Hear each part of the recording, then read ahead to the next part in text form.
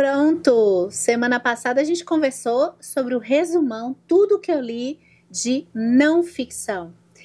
Hoje é o grande dia de fazer o resumão de tudo que eu li ficção. Lembrando que eu estou considerando também biografias e livros de memórias. Quando for na semana que vem, aí a gente fecha com as melhores leituras de 2024. Para vocês já é 2025, feliz ano novo! Eu ainda estou no túnel do tempo da gravação desse vídeo de 2024. Eu espero que o ano novo de vocês tenha sido bem bacana. Eu desejo que 2025 a gente siga nesse bate-papo aqui no YouTube, conversando sobre livros, pensando e refletindo sobre livros, e vários livros. Então bora lá já, pra gente fechar esse resumão com os livros de ficção. Olha, sempre na virada do ano, no fim de ano, às vezes eu gosto de pegar algumas leituras leves. E aí eu voltei para um gênero que eu já gostei bastante, que é o chick lit. Eu fui conhecer uma autora que é muito bem comentada para quem curte esse gênero, que é a Emily Henry. E o primeiro livro que eu terminei de ler em 2024 foi Lugar Feliz.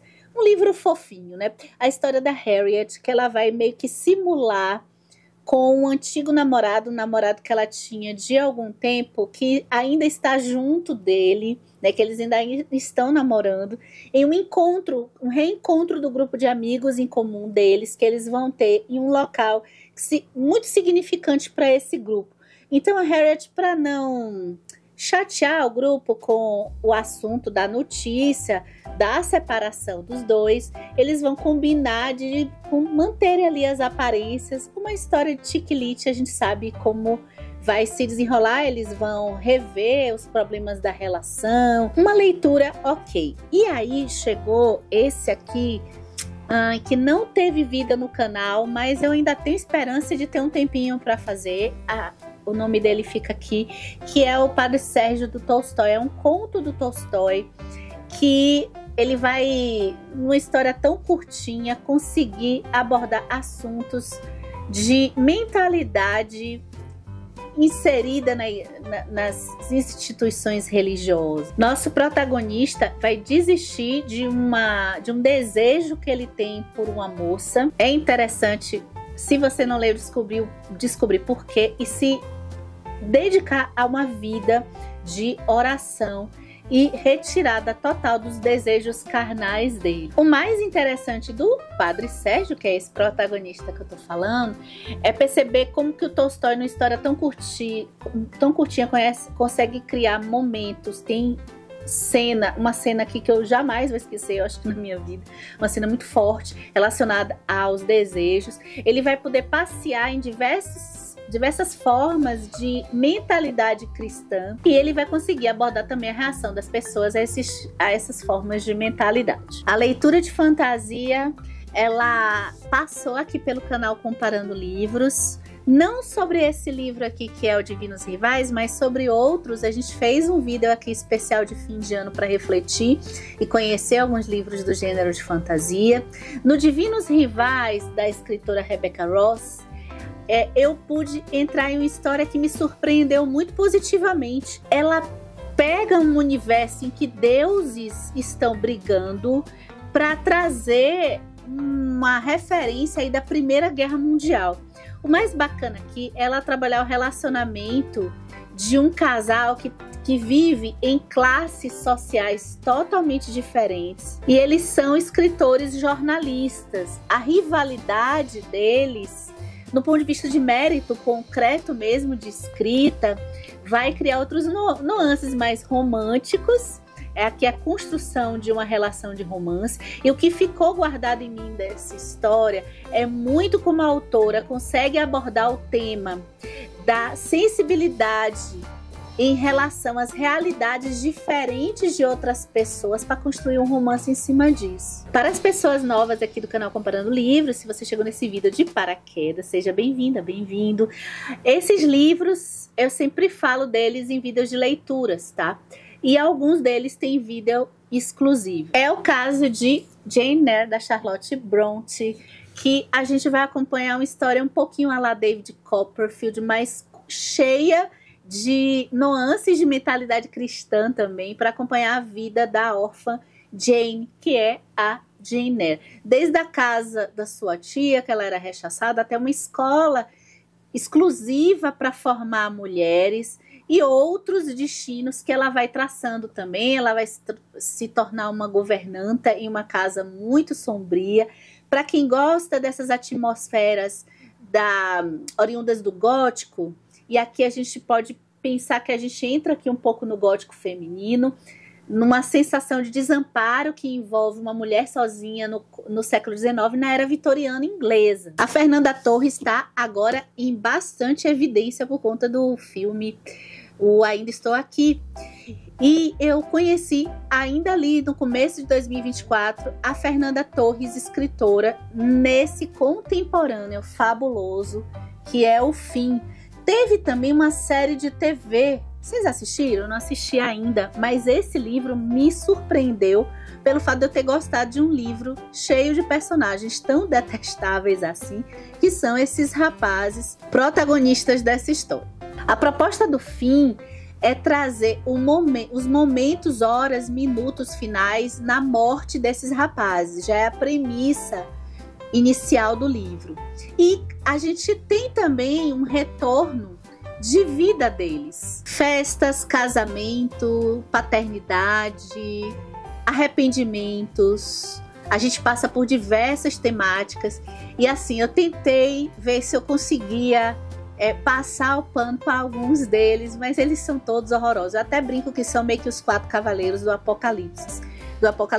A depender do tipo de leitor que você é capaz de você não gostar. Existem alguns leitores que se incomodam com personagens detestáveis, né? E aqui esse livro é cheio de personagens detestáveis. A narrativa da Fernanda Torres me surpreende porque ela é crua, mas consegue passar muitas emoções. Livros policiais vocês gostam? Aqui nesse resumão eu tô indo em ordem cronológica, então vai ter de tudo, tá? O Harlan Coben foi um escritor policial que na época que eu tava tendo o hábito de leitura, ali por volta dos meus 30 anos de idade, eu me apaixonei por ele, porque ele tem histórias policiais bem diversas e dinâmicas.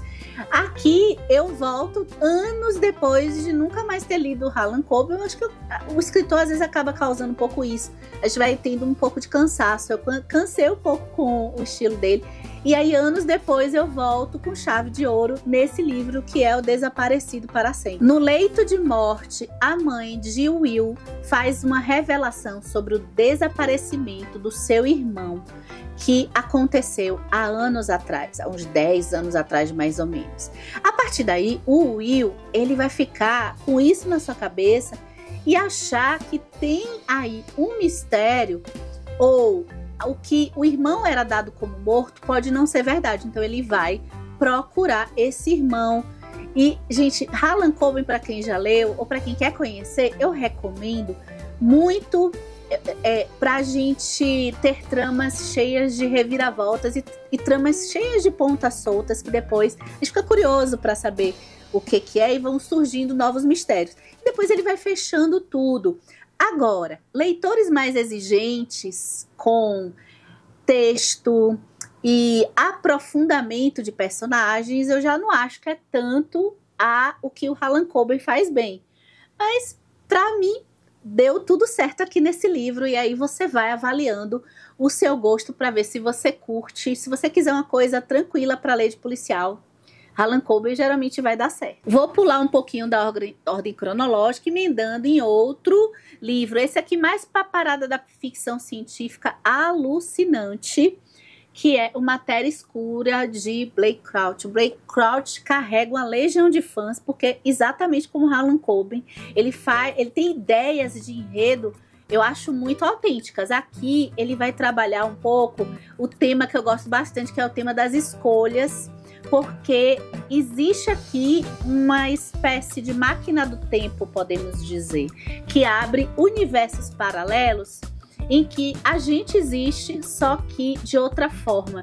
Quem assistiu aquele filme Tudo em Todo Lugar ao Mesmo Tempo e gostou, pode ser que goste daqui, porque a trama é um pouco pouco parecida com essa. Atenção também se você é um leitor que gosta de ter um texto bom, um texto bem escrito, porque o Blake Crouch ele tem escrita num estilo que eu considero um pouco roteiro de filme. Só que como a gente carrega, se você gosta, se a sua parada é enredo, vai dar certo, se você gosta de ficção científica também. Porque a forma que ele escreve a gente consegue visualizar. Eu acho que ele se aproveita da gente estar numa época que a gente tem muitas imagens na nossa cabeça, então é fácil da gente imaginar. Vamos agora para memórias, tá? Eu vou dizer 2 leituras aqui que foram, puxa vida, eu não quero falar, se eu não vou me conter aqui para não dar a dica do que vem aí dos melhores do ano, né?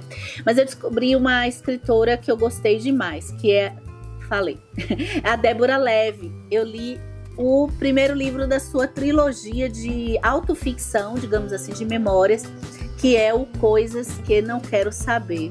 Aqui a Deborah Levy, ela, para mim, inova na forma que ela vai trabalhar a memória dela da sua infância na África do Sul, quando seu pai foi preso. O pai dela era, de certa forma, ligado ao Nelson Mandela, naquela época que o Nelson Mandela foi preso por conta do apartheid. Biografia que eu começo também num primeiro volume é a do Dostoiévski, meu boy. Finalmente. Eu ainda tinha pretensões de continuar esse ano de 2024 e não deu, gente. Mas o primeiro volume da biografia Dostoiévski se chama As Sementes da Revolta, escrita, esse primeiro volume, pelo Joseph Frank. Aí sim, texto belíssimo, forma de contar a biografia do Dostoiévski. Para quem gosta de ler, é um primor, porque é como se a gente estivesse numa narrativa também. Nesse primeiro volume, a gente chega até o momento que o Dostoiévski vai preso por ter participado do Círculo de Petrachevsky. Eu vou continuar, também vou quebrar a cronologia. Deixa eu falar livros de memórias aqui. Uma escritora que parece que tem uma proposta parecida com a Deborah Levy, mas ela é mais famosa, é a Annie Ernaux. Eu li 2 livros dela.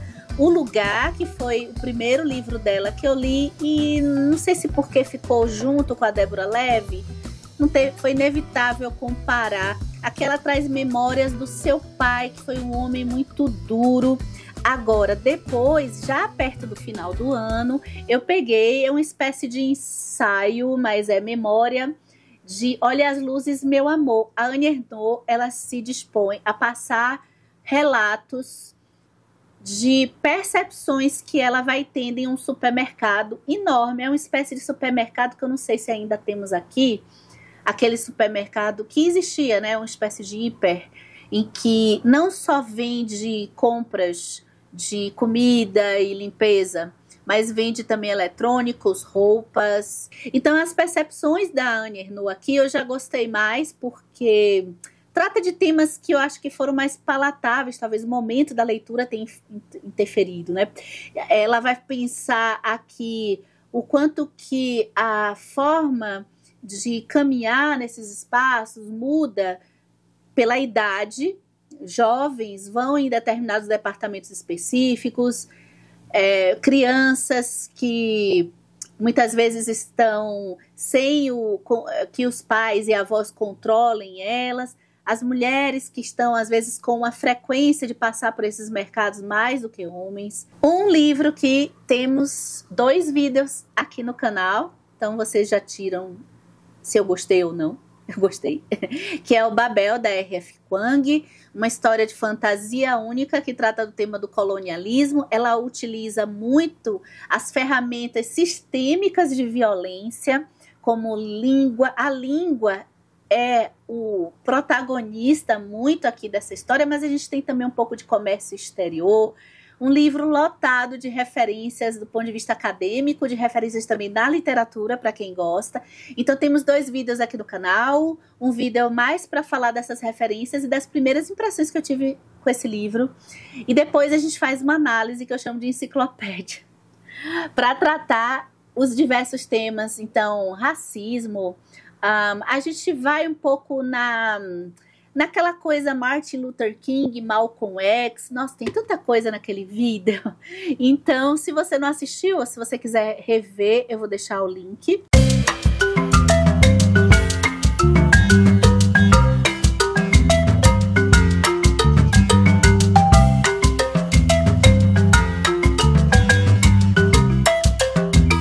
livro pesadíssimo, que eu gostei, até de forma surpreendente, porque a narrativa dele é um pouco difícil.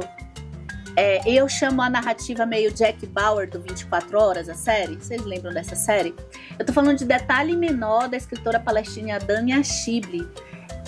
Esse é um livro contado de uma narrativa meio em tempo real. E a gente tem duas linhas do tempo. A gente tem um evento que aconteceu no passado e que envolve o exército de Israel encontrando, após a destruição de um local de palestinos, só tem uma sobrevivente mulher. E aí a gente pula no tempo para um tempo atual de uma mulher palestina vivendo também no território de Israel, aí mais para o presente, e a relação que acontece, a identificação do que aconteceu com essa moça no passado e uma curiosidade dela de entender se isso tem relação com a vida dela de alguma forma. O livro que trata da queda da aristocracia, a gente tem aqui o cenário da Itália. Eu tô falando de O Leopardo, do Giuseppe Tomasi de Lampedusa. A frase que eu vou levar saiu no vídeo de domingo. Vocês assistiram?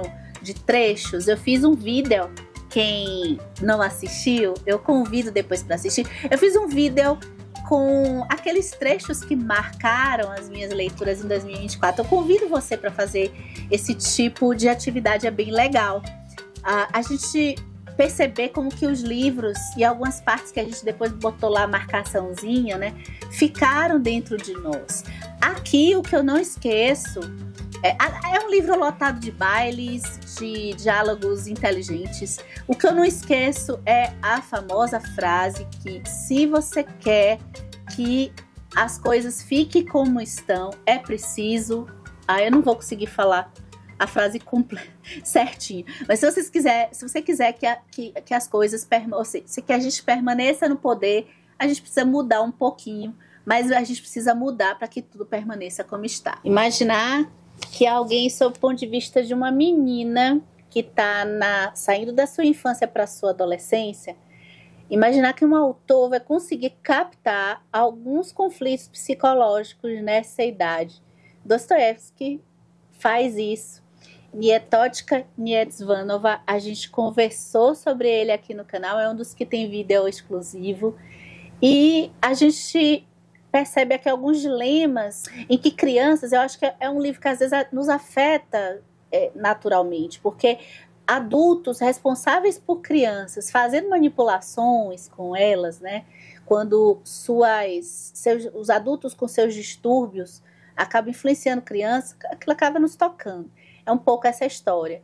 E o autor pula, é um pouco romance de formação. Esse livro também está na lista dos 15 romances de formação. Vocês gostam desse estilo? Temos aqui no canal uma lista para indicar alguns livros para vocês, porque ele pula um tempo e aí depois a Nietótica, já mais jovenzinha, percebendo o impacto dessa infância na sua vida. Quem gosta de misturar a ficção científica um pouquinho com o policial, pode ser que goste de As Sete Mortes de Evelyn Head Castle. Essa espécie de suspense escrito por Stuart Turton, desculpa, e que ele parte de uma premissa bem legal para quem gosta de um romance divertido, né? Um policial divertido, em que a premissa meio de ficção científica aqui é a pessoa que acorda, depois a gente vai entender um pouco porquê, no corpo de pessoas diferentes. E aquele dia se repete e ele sabe que a Evelyn Head Castle vai morrer, ele precisa descobrir que conspiração é essa, e tudo isso se passa dentro de uma casa, né? Uma coisa meio confinada aí também. Eu li mais um livro da Conceição Evaristo, Canção para Ninar Menino Grande, que a gente vai conhecer os percursos de um protagonista chamado Fiuze Jasmin, e ela vai aproveitar o fato dele passar de cidade em cidade, se envolver com uma mulher aqui, outra ali, para tratar de alguns temas relacionados à masculinidade negra. Mais um mergulho dentro da mente de um homem, aí agora na faixa dos seus 50 anos, aquela fase que muitas pessoas vão estar um pouco próximas da finitude da vida, um pouco mais próximas, né? Hoje em dia ainda é um pouco distante, mas que podem existir algumas falhas, algumas percepções de falhas como ser humano. É o caso de Quando os Pássaros Voltarem, de Fernando Aramburu. Esse é um livro mais grossinho e a gente mergulha bastante na mente do Tony, que tá com ele não tem mais nenhuma expectativa de potência de vida. Ele já se condicionou que daqui a um ano ele vai tirar a sua própria vida. Então a gente entra muito na cabeça dele, embora não seja um livro que trate o tal fluxo da consciência, mas a gente, a cada dia dele, a cada memória dele, a gente vai entrando em um personagem falho e um personagem ao mesmo tempo que a gente vai meio que se envolvendo emocionalmente.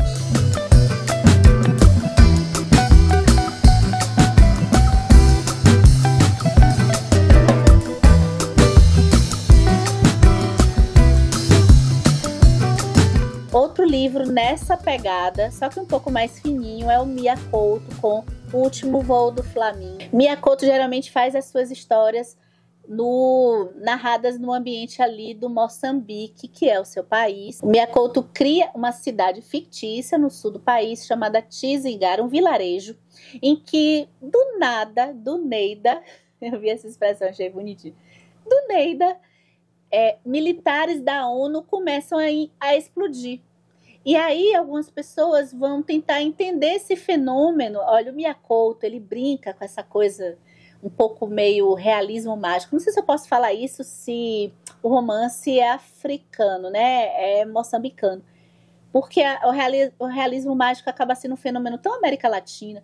Mas o Mia Couto brinca com essas coisas assim sobrenaturais misturadas no cotidiano também. Eu li um livro bem famoso que ele se encontra num estilo que vem crescendo. Eu ainda quero conversar um pouco sobre esse estilo aqui com vocês, que é os romances de cura.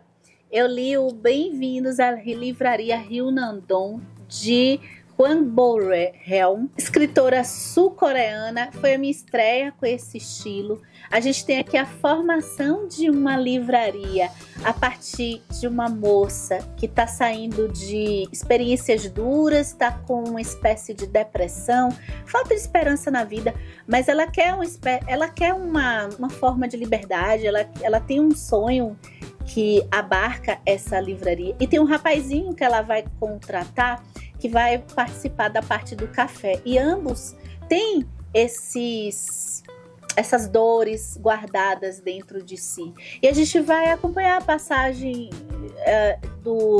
da formação, assim, do crescimento, digamos assim, dessa livraria bonitinha que se chama Rio Nandon.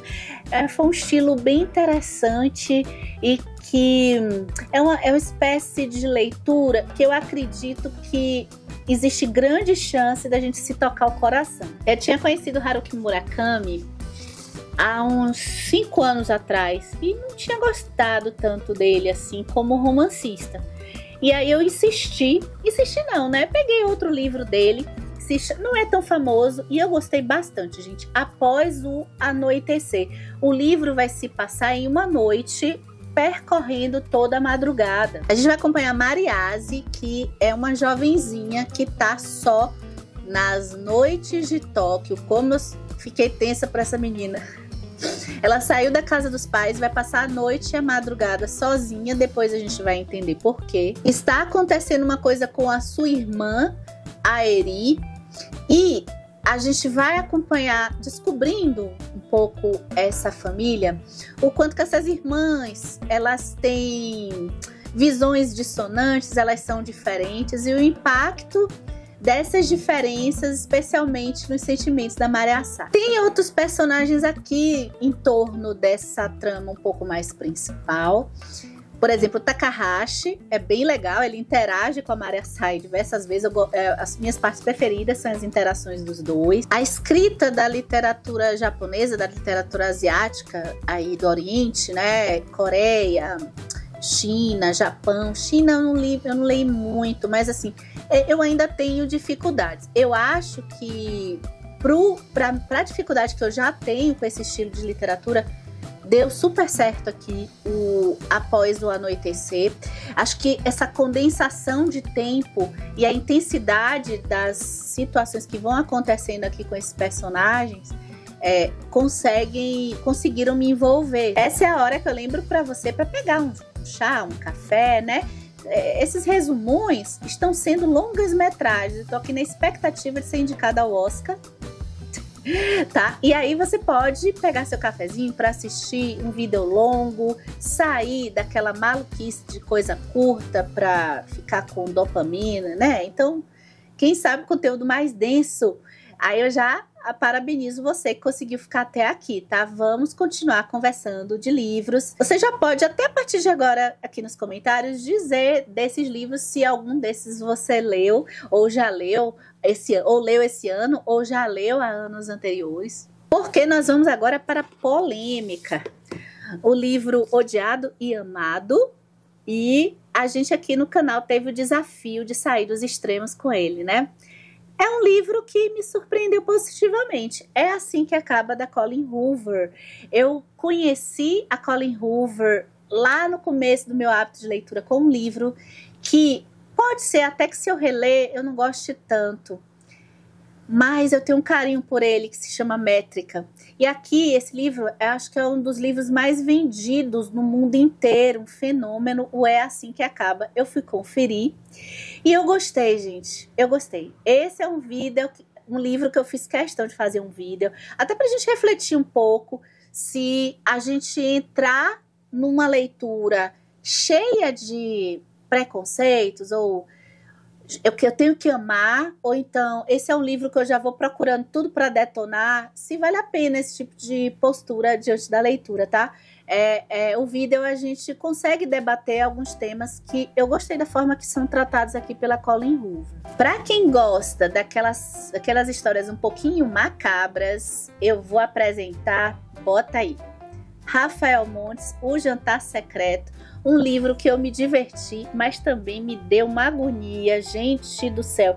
Ele tem um diálogo muito interessante com o fim, sabia? Embora sejam estilos completamente diferentes. Porque é um grupo de garotinhos, estudantes, que vamos combinar, viu? Tá para nascer pessoal mais diabólico.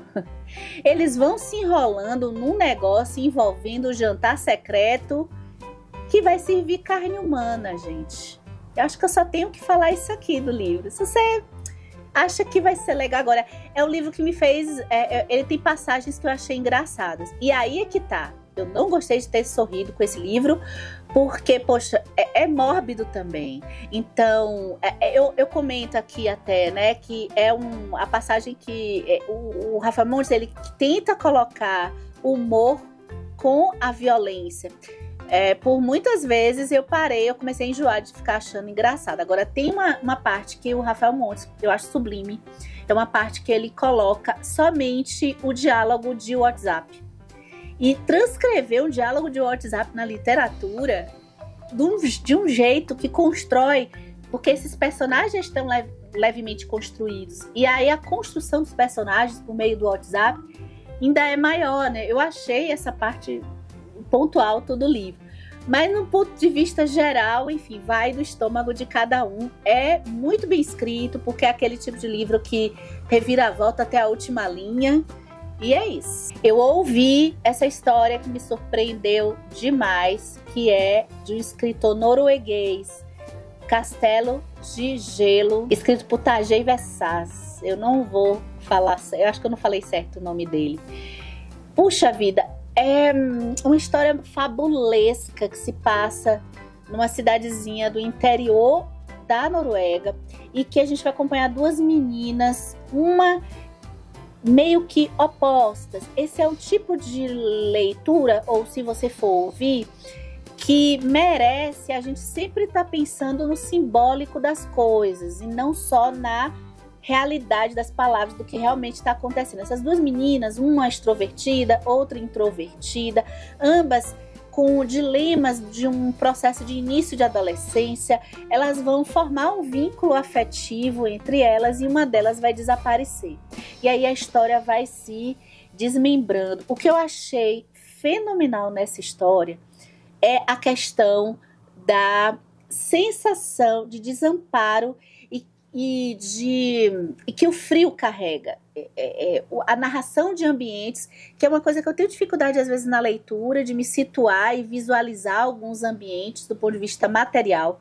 Aqui ficou tudo cristalino. Eu gostei muito do texto dessa narrativa. Uma leitura que dispensa apresentações, Hamlet, de Shakespeare.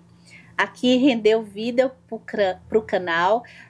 Ler Shakespeare nessa trajetória que eu comecei em 2022, se eu não me engano, e tem tudo documentado aqui no canal, tem sido desafiador no sentido de formas de leituras diferentes que eu venho aplicando em outras leituras que eu faço, que é o quê? São leituras que me instigam a ler outras coisas junto com elas. Vocês vão ver que até na ficção tem livro relacionado ao Hamlet. Tem um vídeo que saiu aqui no canal também de perguntas aleatórias para leitores comuns, e que uma das perguntas é: qual livro você sente que você já deveria ter lido, porque você sente que você quer reler o tempo todo? E eu tinha citado Hamlet, então eu já quis dar o check nessa sensação de que Hamlet é realmente uma peça ultra complexa, mas uma peça que, por exemplo, nessa edição aqui da Penguin, você já vai encontrar um texto de apoio que vai te ajudar muito. No Vida do Resumão da semana passada, eu comentei que tem um livro do Leandro Carnal que esmiuça também a peça.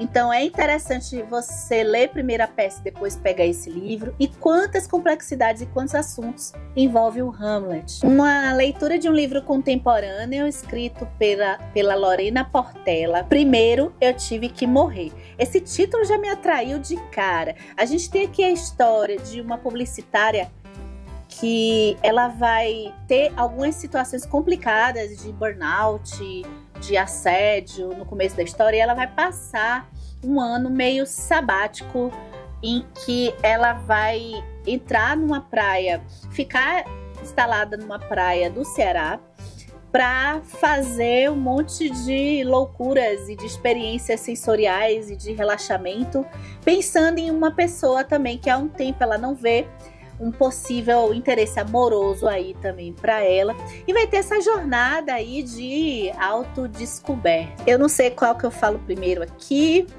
Vamos pro livro que eu também ouvi, mas depois eu tive que comprar minha edição física para voltar. Eu com certeza vou voltar em várias partes aqui. Eu já voltei em algumas, que é Coraline, do Neil Gaiman. Isso aqui é ultra psicológico e é brilhante. Coraline se muda para esse bairro com os pais e ela não tem a atenção que ela quer deles. Ela quer brincar, ela quer explorar o lugar, mas ela quer muito interagir.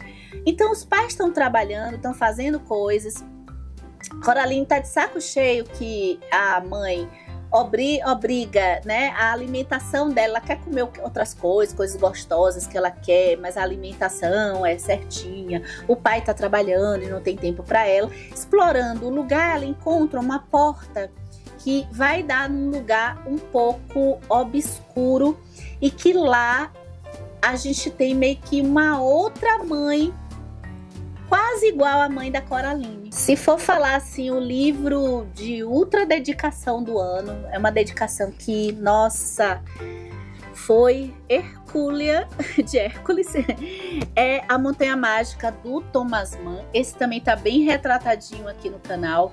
Que livro! Um dos livros da minha vida, com certeza, calhamaço do ano. Esse foi um ano que eu tava percebendo aqui o quanto que o volume de leituras de não ficção, que vocês perceberam no vídeo anterior, me tirou um pouco da ficção. Mas olha, a ficção aqui, ó, isso aqui acho que vale por, sei lá, 5 livros lidos, né? Porque é um livro denso, mas um livro tão transformador. Hans Castorp me levou para o confinamento de lá da Montanha Mágica, junto com toda a questão ligada à doença, à morte, à finitude, com também toda a parte política que a gente se dedicou a um vídeo só para essa parte política. Eu amei as discussões calorosas de Setembrine e NAFTA. Aliás, foi um ponto de partida para eu buscar até leituras de não ficção desse conteúdo mais ligados à política, pensamento conservador, pensamento liberal, fundamentalismo religioso. Esse livro passa também pela parte da formação intelectual e ideológica de uma pessoa. Eu pude aprender que romance de formação não é somente o crescimento de alguém. Hans Castorp, por exemplo, ele teve a sua formação, ele já chega jovenzinho ali na montanha, né? E para ficar com o seu primo Joaquim, eu aprendi a falar o nome do Joaquim, que eu falo Joaquim, porque em brasileiro é Joaquim, Joaquim. E a relação dos primos é muito bonita. E toda a questão da doença e dos meandros da morte, que aqui no canal a gente já chegou a conversar lá no livro do Outono da Idade Média, que tem um capítulo que aborda um pouco essa ideia de morte, a diferença da saída da Idade Média, o final, a decadência da Idade Média e a ascensão do capitalismo.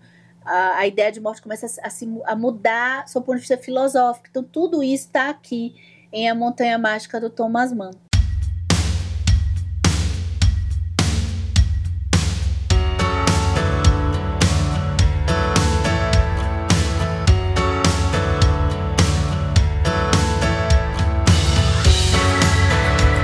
Lembra no vídeo anterior que eu comentei que 2024 foi um ano de estudos para chegar no Confissões do Santo Agostinho?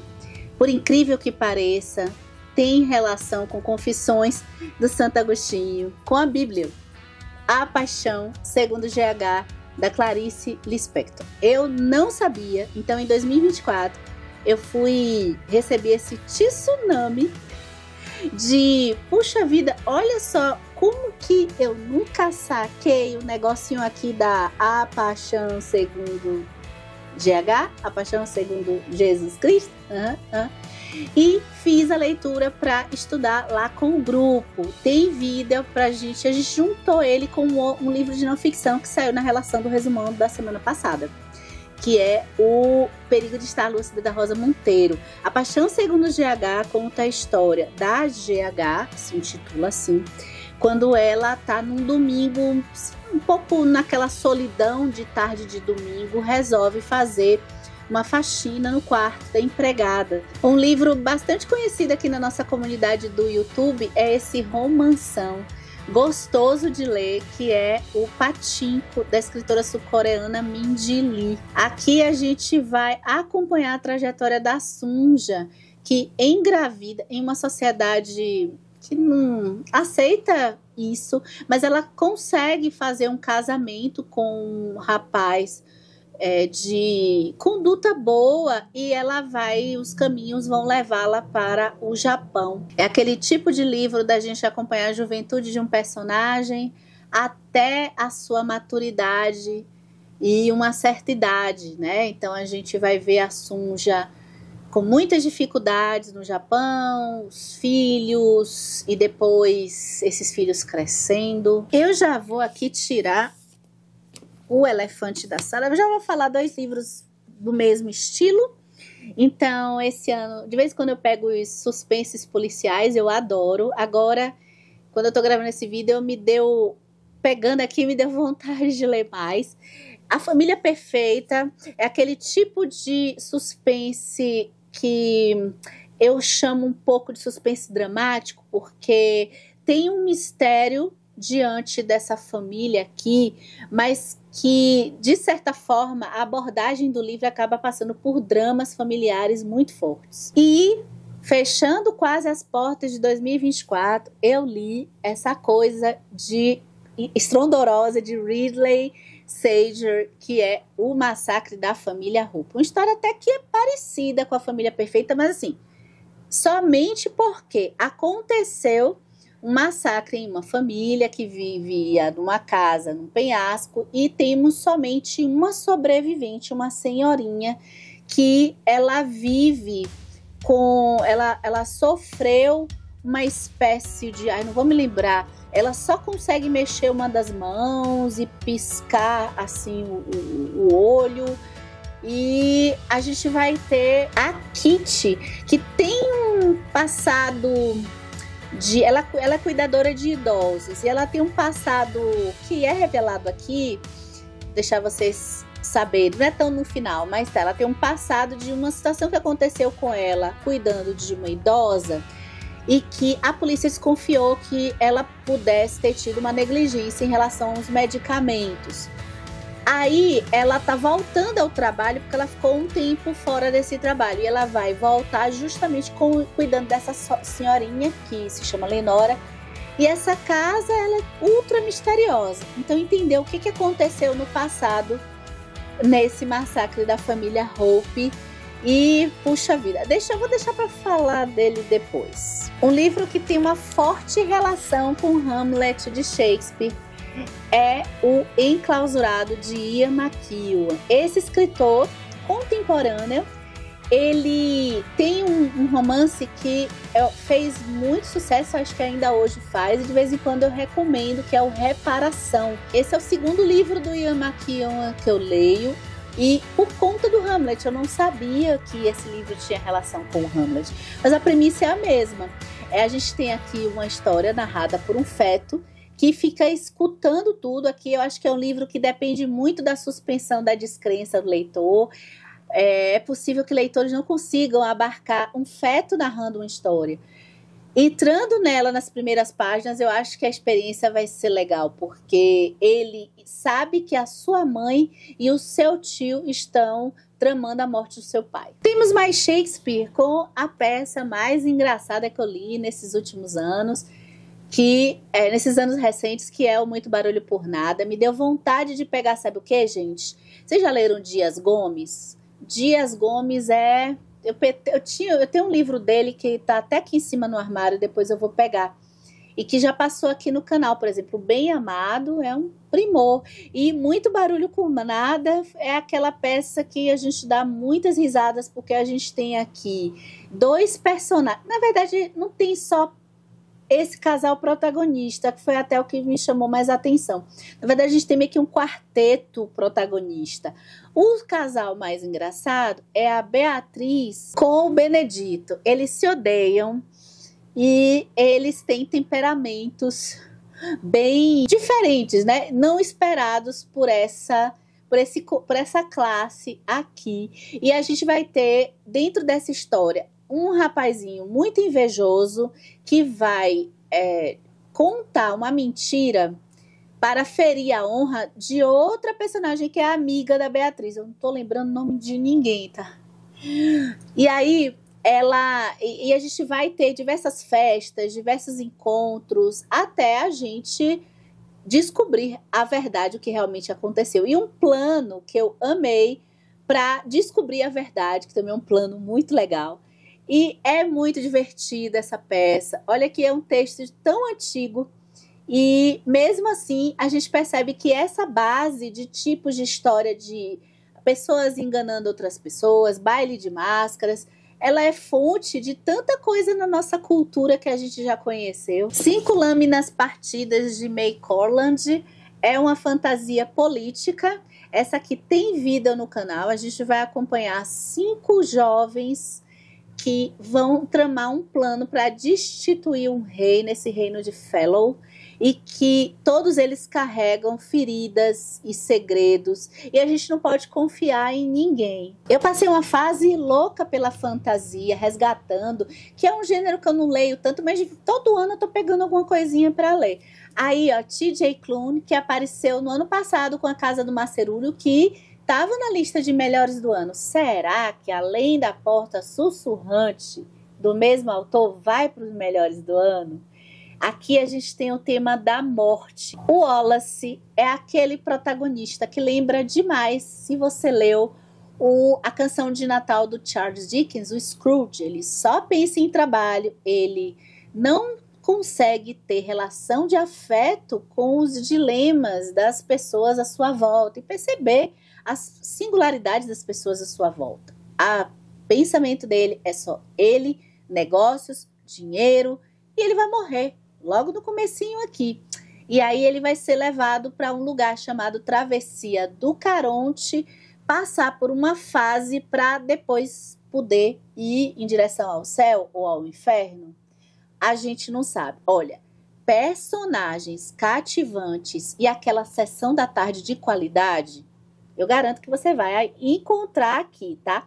Tem vídeo também para ele exclusivo aqui no canal. É o mesmo que eu falo dos 5 lâminas partidas. Mais uma leitura da literatura coreana. Kim Jong, nascida em 1982, de Cho Namjoon. Kim Jong, casada, vai começar a apresentar comportamentos muito estranhos, assim. Ela começa a falar coisas completamente sem sentido, mas a forma dela falar parece que são vozes de mulheres conhecidas. Quem primeiro percebe isso é o seu marido. É como se ela tivesse uma espécie de incorporação de vozes de outras mulheres. E aí o livro volta no tempo para a gente ver a trajetória da vida da Kim Jong, desde até da sua família, da sua mãe. Acho que é um tipo de livro que me pareceu querer retratar a questão da mulher e a evolução, não no sentido de evolução de melhorar, tá? Mas mudanças de comportamentos sociais em relação à mulher na Coreia do Sul.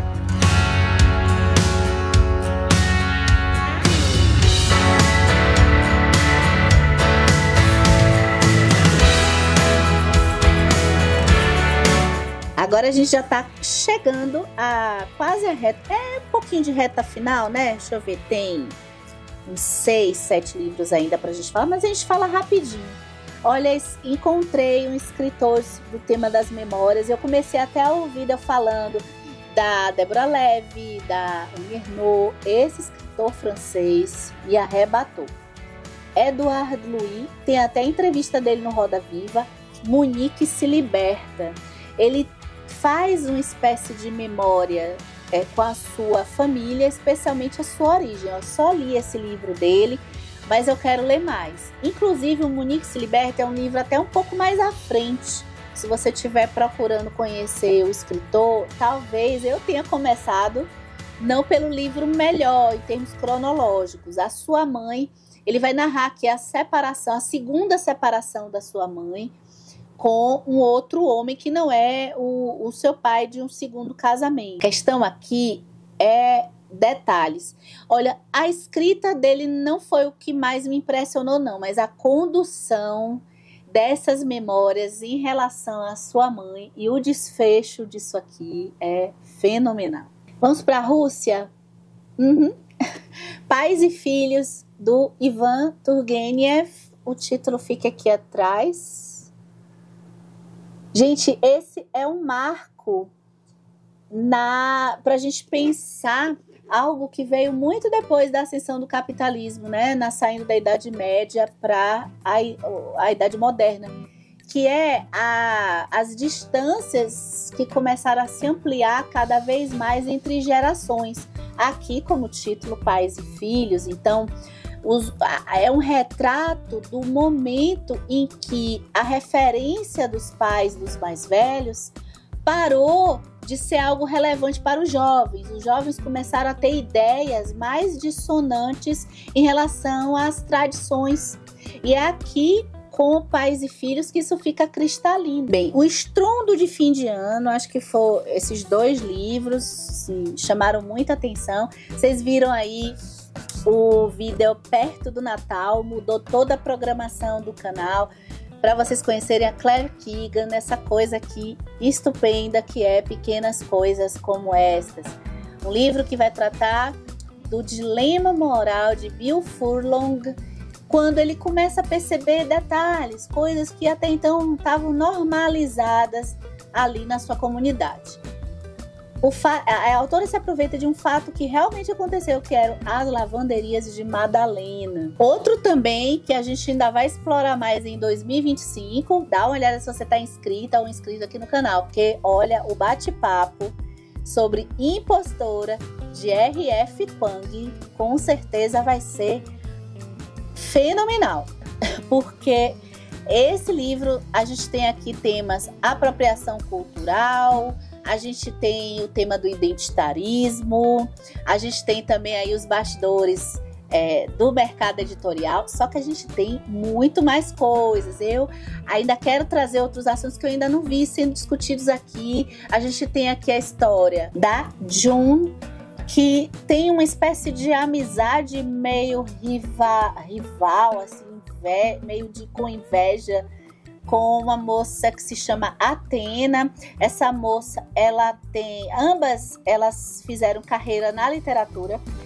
A Athena já no seu romance de estreia foi um sucesso. A Athena, ela é sino-americana, ela tem a descendência chinesa, e a June não.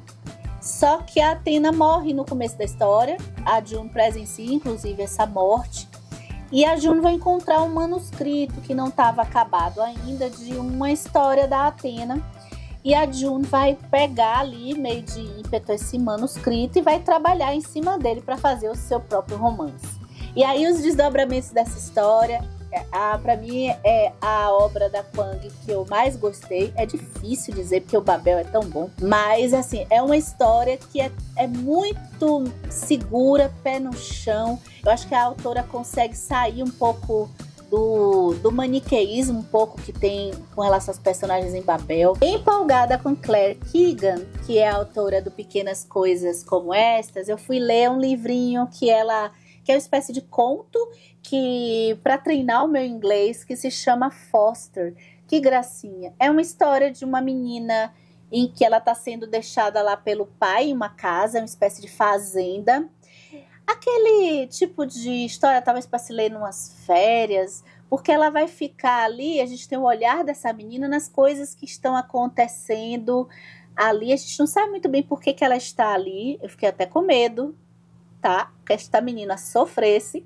Mas a história é leve e gostosa. A gente vai descobrindo um pouco a razão dela estar ali e o dia a dia dela mais em contato com essas pessoas que estão trabalhando mais próximas da natureza. Eu tava com vontade de ler esse livro tem uns 2 anos e finalmente eu peguei para conhecer Gioconda Belli, essa escritora que nasceu na Nicarágua e que fez esse livro que, pela premissa, eu quis dar uma conferida. Eu achei tão bacana.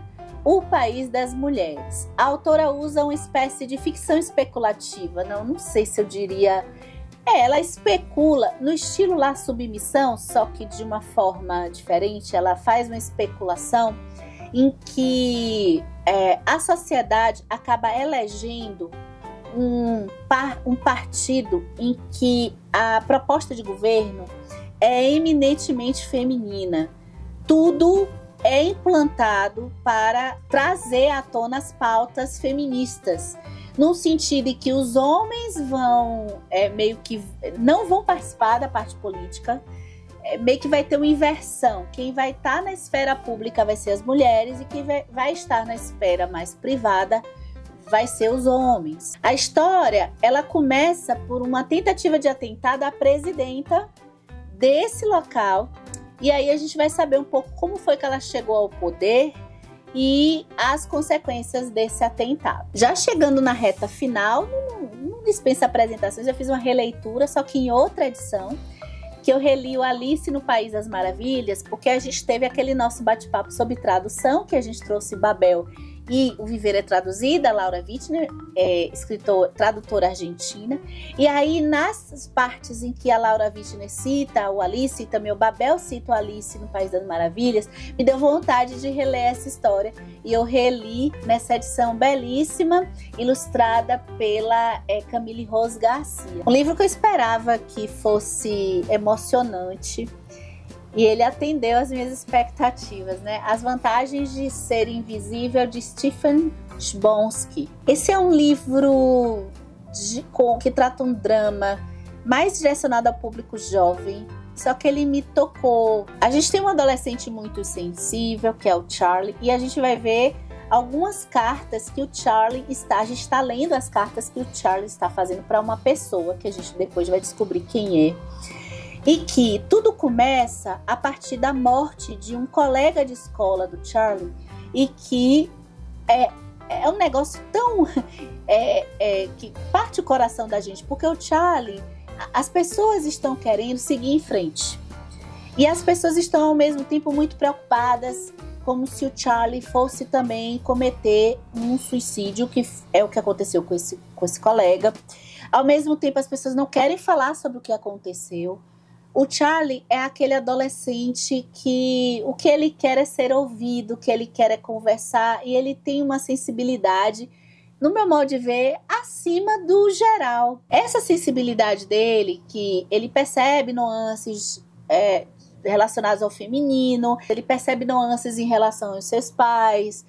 E nisso aqui, esse livro me lembrou muito um que eu gosto bastante, que é o Branca como Leite e Vermelha como Sangue, porque a gente tem também a mediação de um professor, que vai ser talvez o que mais vai conseguir penetrar nas necessidades do Charlie. Esse ano ainda deu tempo de eu ler um Jorge Amado, e eu fui conhecer o Tenda dos Milagres, que tem dos enredos que me deixou assim, ó. Gente, quando foi que foi escrito isso? Com certeza, acho que foi na década de 70, gente, por aí. Me parece que tem aqui 1969, tá vendo? Quase eu acerto. Jorge Amado vai entrar nas nuances do racismo estrutural e de certo pensamento que abarca a elite. Esse livro tem um diálogo com a elite do Atrás muito bom, que é um livro que eu li. Eu mencionei ele no vídeo passado, né, do Gessé Souza. E que, na verdade, a gente tem o personagem Pedro Arcanjo. Quem foi Pedro Arcanjo? Pedro Arcanjo, começa a história aqui, ele foi uma espécie de intelectual baiano, só que ele era um intelectual popular. E um estrangeiro está vindo aqui, que foi vencedor do prêmio Nobel, eu acho, um prêmio super conceituado. Ele está vindo aqui para estudar o Pedro Arcanjo, e ele vai passar pela academia, pelas universidades, e ninguém sabe quem foi Pedro Arcanjo. E o que acontece? Ora, se vem uma pessoa de fora do país e diz que alguém é competente, agora eu acredito que essa pessoa é maravilhosa. Então o Jorge Amado vai fazer uma espécie de mosaico em linhas do tempo e narrativas diferentes para mostrar quem foi o Pedro Arcanjo e todas as estruturas de poder e de invisibilidade de intelectuais negros e pobres que existe aqui na nossa sociedade baiana, existiu e existe, e assim como em outras áreas do mundo por aí também. Então é um enredo assim que me chamou muito a atenção, especialmente por se tratar de um enredo sendo tão complexo, que mostra tantas essas complexidades que hoje a gente tem mais teorias para aprender, e lá em 1969. E eu vou fechar com a leitura finalizada recentemente, que é um livro de memórias. Então eu estou colocando aqui na ficção. Emmanuel Carré me estreia com o autor e o seu Yoga. É o livro mencionado lá com a Rosa Monteiro no Perigo de Estar Lúcida, em que ele vai contar, vai falar sobre e vai também narrar uma experiência que ele tem de retiro voltado para yoga. Então ele vai entrar em assuntos concretos mesmo e teóricos da prática da yoga, os diversos tipos, os tipos de respiração, esse isolamento e a sensação que isso traz dentro dele, especialmente no corpo, e enfrentar algumas, porque é ficar sem fazer nada, gente, só pensando na respiração. Bem, mas mesmo focando nessa coisa do budismo, mas até na yoga, na prática mesmo, passando por outras relacionadas, eu não sabia que o Tai Chi Chuan tinha relação com a yoga. Mesmo assim, ele também vai entrar em outros assuntos da sua vida. E foi bom eu ter conhecido, eu já me já pratiquei um pouco de zazen em alguns momentos mais recentes. Eu tenho muita vontade de voltar, mas ainda não consegui encaixar. Então é um conteúdo que foi bem proveitoso. Acho que pronto, gente. Agora vocês vão ficar aí quietinhos para a gente aguardar semana que vem os melhores do ano. Vocês já tiveram a ideia de tudo que eu li em 2024, não ficção e ficção.